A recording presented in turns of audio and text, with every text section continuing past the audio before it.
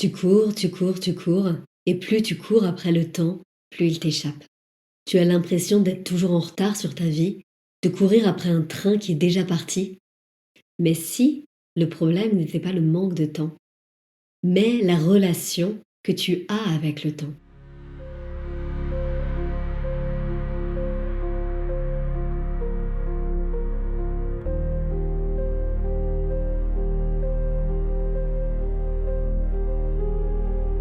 Bonjour à toutes, bonjour à tous, bienvenue, je suis Armelle Atina, je suis coach, sophrologue, spécialiste en neurosciences, en intelligence émotionnelle et en transformation humaine depuis plus de 10 ans. Et dans cette vidéo, je vais te révéler pourquoi tu cours après le temps au lieu de le créer et comment inverser cette dynamique une bonne fois pour toutes. Il y a plusieurs façons, je dirais toxiques, de vivre le temps. Je pense que tu vas te reconnaître dans au moins l'une d'elles. On se reconnaît tous dans au moins l'une d'elles. Je dirais que la première relation toxique, en tout cas malsaine, qu'on a avec le temps, c'est de faire du temps notre ennemi. Tu es constamment en guerre contre le temps. J'ai pas le temps. Le temps passe trop vite. Il me faudrait 48 heures dans une journée. Ça, on l'a régulièrement entendu. Tu subis le temps au lieu de danser avec lui. La deuxième relation toxique, c'est de considérer le temps comme un maître. Tu es esclave de ton agenda, de tes deadlines, de tes to-do list. Tu ne vis plus, tu survis d'une échéance à une autre. C'est le temps qui dicte ta vie. Le troisième point, c'est le temps comme une fuite. Tu cours pour ne pas sentir, pour ne pas être présent dans ta vie. Et plus tu cours, plus tu fais, moins tu risques de te confronter à ce qui te dérange vraiment. Pourquoi est-ce qu'on court après le temps? Pourquoi est-ce qu'on fait ça? Pourquoi on a cette sensation de cette course folle? Il y a plusieurs raisons à ça. Il y a tout d'abord ce qu'on pourrait appeler la peur de l'immobilité. Au fond, on a peur de s'arrêter. Et ça, depuis petit, c'est vraiment quelque chose que je retrouve chez la majorité de mes clients. C'était mal vu de s'arrêter, de ne rien faire et de profiter. C'est ce fameux ralentissement expansif dont je parle pas mal. C'est la peur aussi de ce qu'on va ressentir si on ne court plus. Si on n'est plus dans le faire, alors on reste dans le mouvement perpétuel. Une deuxième raison, ça peut être vraiment ce mythe de la productivité qui va vraiment intrinsèquement avec le premier que je viens de citer. Tu crois que ta valeur dépend de ce que tu fais et pas de ce que tu es. Ça, c'est l'amour conditionnel. Tu multiplies les actions pour te sentir légitime d'exister. Puis il y a vraiment ce syndrome aussi qui s'est accentué ces dernières années.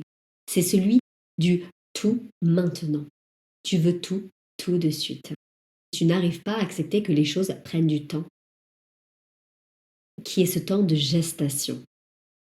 Il y a finalement cette peur du vide, cette peur de l'invisible.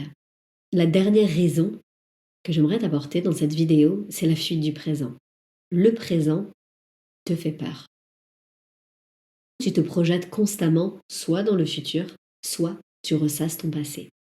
Le résultat, c'est que tu n'es jamais là où tu es. Il y a ce manque de présence et de conscience qui te dissocie complètement de cet espace créateur qui est le présent. Je te propose un petit exercice, c'est de te poser cette question très honnêtement. De quoi j'ai peur si je ralentis? Qu'est-ce que je fuis en courant tout le temps? Est-ce que vous vous autorisez à vous poser chez vous sans rien faire? Et si oui, c'est parfait. Qu'est-ce que ça génère chez vous? Et sinon, pourquoi? J'aimerais aussi vous apporter juste en toile de fond quelque chose qui me fascine et que j'étudie aussi depuis pas mal d'années, c'est tout le domaine du quantique. Parce que selon la physique quantique, passé, présent et futur coexistent simultanément. Plus vous êtes présent, plus vous accédez à cette réalité multidimensionnelle du temps. Parce qu'en tant que tel, le temps linéaire n'existe pas. Et ça fera l'objet probablement d'une autre vidéo. Sinon, vous avez un de mes programmes sur le quantique qui s'appelle Quantum Lead que vous pouvez retrouver dans mes liens et sur mon site internet. On poursuit la vidéo. Maintenant, c'est comment inverser cette dynamique. Comment créer le temps au lieu de courir après. Tout d'abord, l'idée, c'est de venir changer sa relation au temps.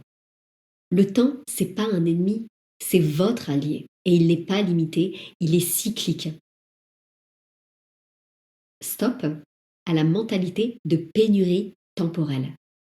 On est tout le temps, sinon, en train de cultiver le manque de quelque chose, la pénurie.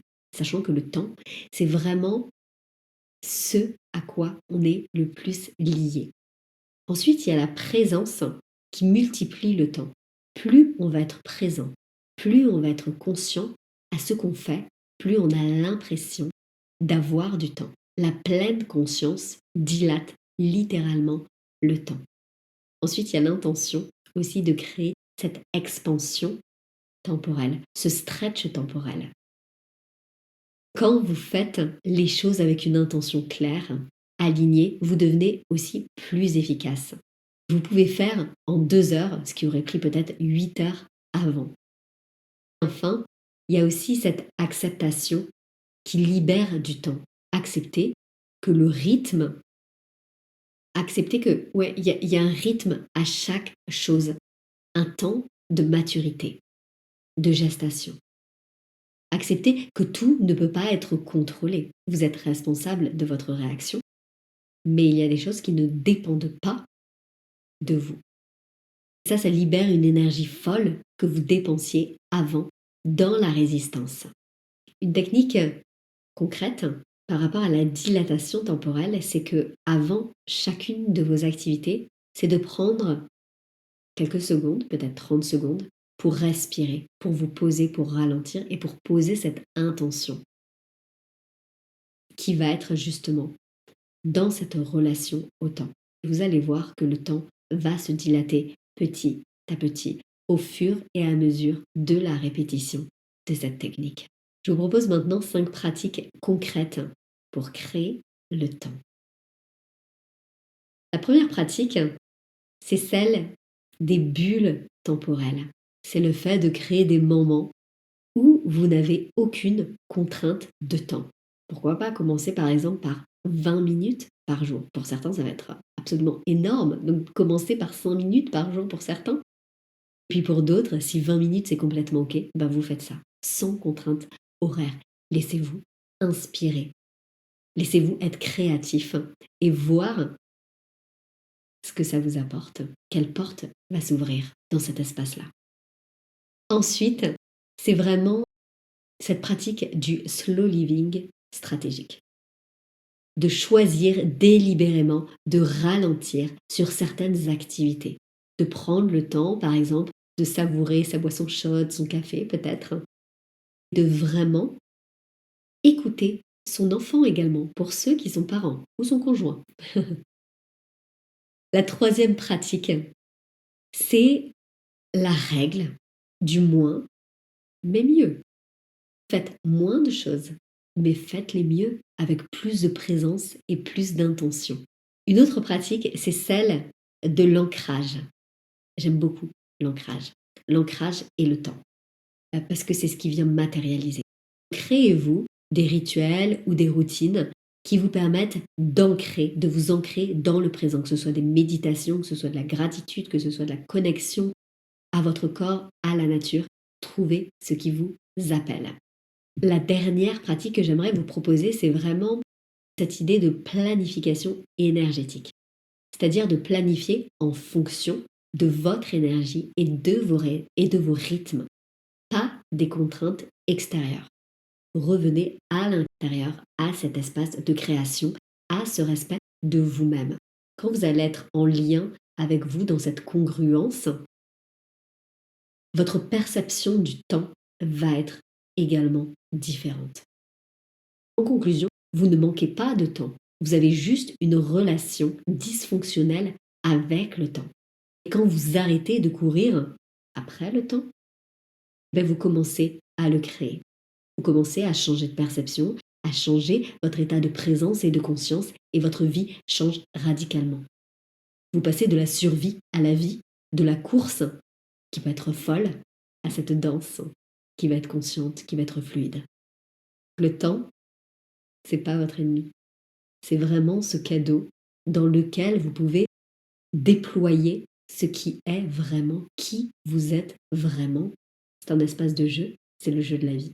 Au niveau le plus profond, votre état de conscience influence votre réalité temporelle. Plus vous êtes aligné, plus vous vivez sur le bon timing. Si cette vidéo, elle vous a plu, n'hésitez pas à la liker, à la partager et dites-moi en commentaire aussi quelle est votre relation toxique, dysfonctionnelle au temps.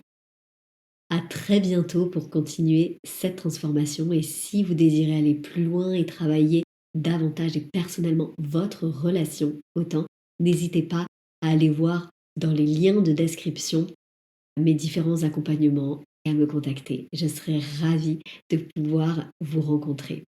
Je vous souhaite une excellente journée et je vous dis à très bientôt pour la prochaine vidéo.